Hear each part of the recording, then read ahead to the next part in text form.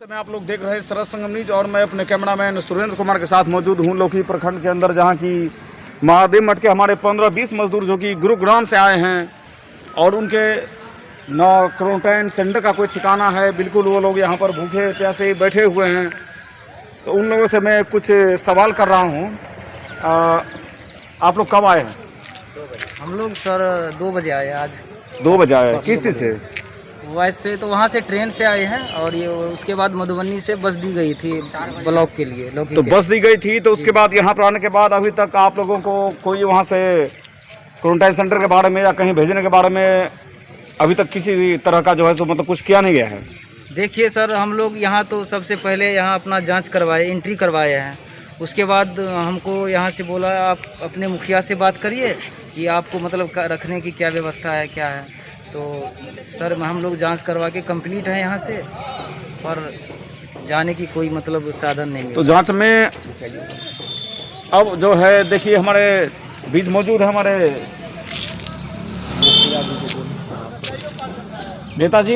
1 minute, जब ये लोग महादेव मठ पंचायत के हैं, यहाँ के मुखिया जी इन लोगों की कोई बात को सुन नहीं रहे हैं। 2 बजे से ये सब भूखे पैसे हम बैठे हुए हैं। तो मुखिया का दायित्व बनता है, इसके बारे में आप बोलिए, क्या बोलना है?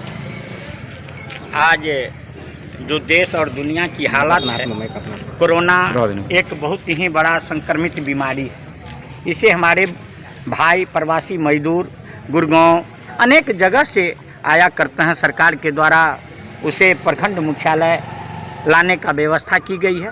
प्रखंड मुख्यालय आने के पश्चात यहाँ शासक और प्रशासक इतना कमी है, डॉक्टरों की इतनी अभाव है कि जो लोगों की सिंपल लेनी चाहिए उसमें ढेर सारी कमी आ रही है, जिसके चलते दिन प्रतिदिन संक्रमित बीमारी का इजाफा हो रहा है। ऐसे परिस्थिति में हमारे प्रखंड विकास पदाधिकारी, सबसे पहले मैं धन्यवाद देना चाहूँगा हमारे थाना अध्यक्ष जी को। उन्होंने बहुत ही परिश्रम के साथ तमाम प्रवासी मजदूरों को संतुष्ट कर और क्वारंटाइन सेंटर पर अपने अधीनस्थ सवारी से वहां पहुंचाने के काम करते हैं। आज हमारे माननीय अनुमंडल पदाधिकारी गणेश प्रसाद जी आए थे। दौड़ी मेला जहां लग रहा है, जहां क्वारंटाइन सेंटर है, वहां भी प्रवासी मजदूरों की रहने की व्यवस्था की गई है। कुछ व्यवस्था में ढीली सिली थी, जहां चुस्त और दुरुस्त करने का आश्वासन भी अनुमंडल पदाधिकारी और हमारे थाना अध्यक्ष प्रखंड विकास पदाधिकारी ने की है। बात रही को महादेव मन से पंचायत की भी यही हाल है। हम होलसेल आपको बता रहे हैं, पूरे प्रखंड की, पूरे बिहार की।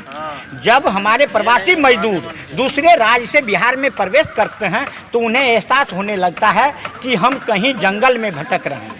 ऐसे परिस्थिति में न उसे समुचित इलाज की तरफ पहल हो रही है, न भोजन की व्यवस्था है, न उसे समुचित जगह पर रहने की व्यवस्था है। ऐसी समय में हम सरकार से चाहेंगे कि वह समुचित रहने की व्यवस्था करे, उन्हें पौष्टिक आहार देने की व्यवस्था करे और सही सलामत उसे पानी, बाथरूम, लेटरिन, ऐसे परिस्थिति में वैसे जगह पर प्रवासी मजदूर को हमें रखने की गुंजाइश करें।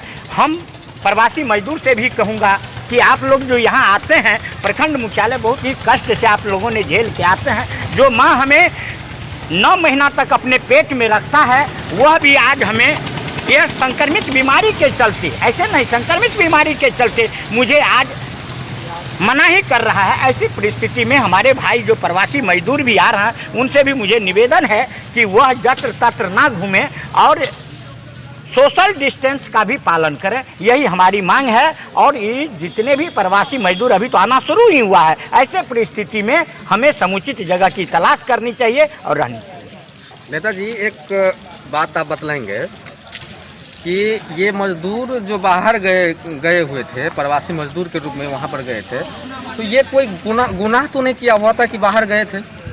अभी जिस तरह से ये सब परेशान है, आज हमारे जो भी इनको अभी जब से लॉकडाउन हुआ है तब से ये परेशान है कि किसी तरह हमको घर पहुंचाना चाहिए। सरकार से गुहार लगाई गई है।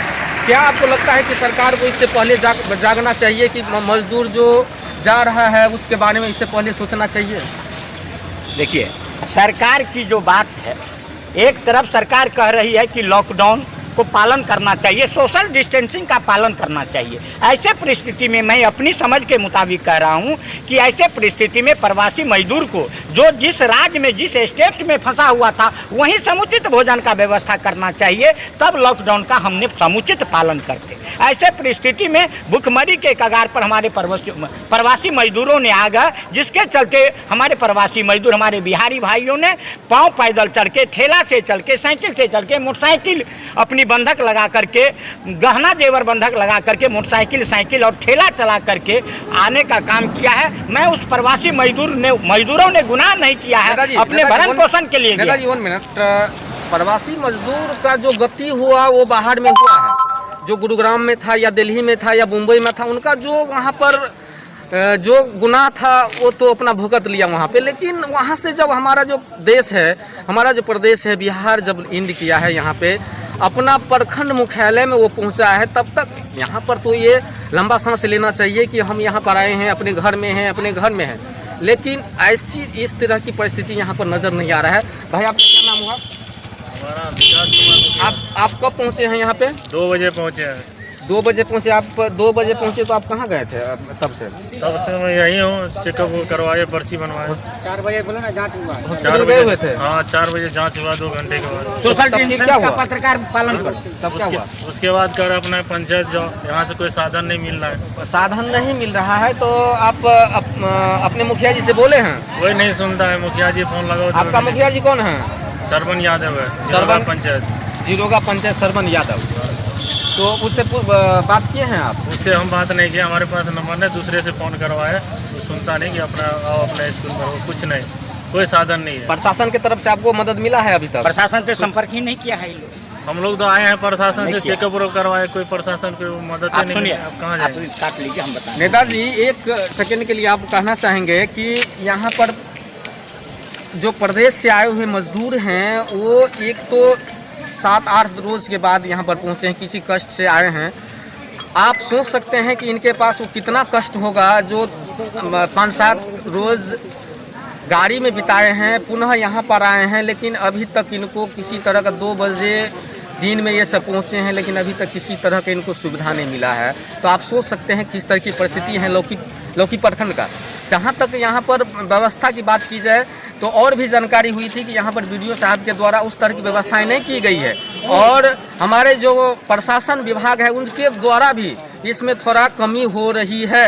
हॉस्पिटल वाला क्या करेगा? उसके पास तो जांच का मशीन है, वो जांच करवाए, उसके बाद बनता है कि मुखिया जी यहाँ से ले जाए, प्रशासन इसको देखे, लेकिन इस पर किसी तरह का कुछ नहीं है। आप इसके बारे में थोड़ा बोलेंगे?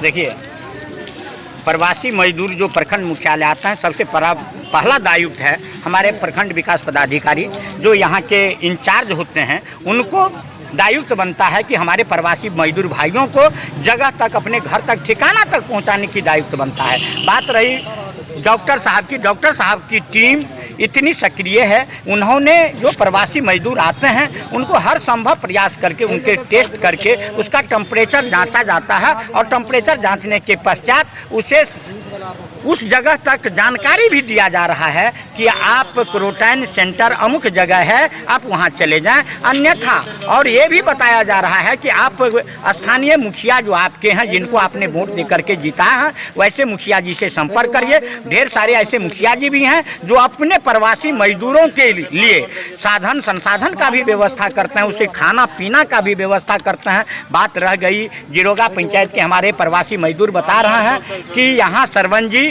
किसी भी तरह का निष्क्रिय रूप में हो रहा है। तो ऐसे परिस्थिति में हम प्रवासी मजदूर से निवेदन करेंगे कि वह हमारे थाना अध्यक्ष लौकी, जो बहुत ही विचारवान थाना अध्यक्ष है।